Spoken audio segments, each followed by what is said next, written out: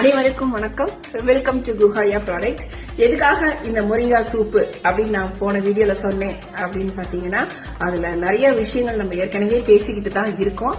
ஒரு முருங்கை இலையில நிறைய அயன், விட்டமின், கால்சியம், அத்தனை விதமான தாது பொருட்கள், புரோட்டீன் எல்லாமே இருக்குன்னு நிரூபணம் பண்ணிருக்காங்க.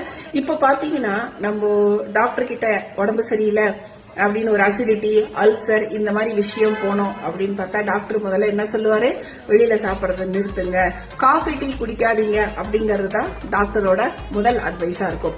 இப்ப காஃபி டீ வேண்டாம் அப்படின்னு நினைக்கிறவங்க வேற என்ன மாதிரி எடுத்துக்கலாம் அப்படின்னு பாத்தீங்கன்னா சூப்பு தான்.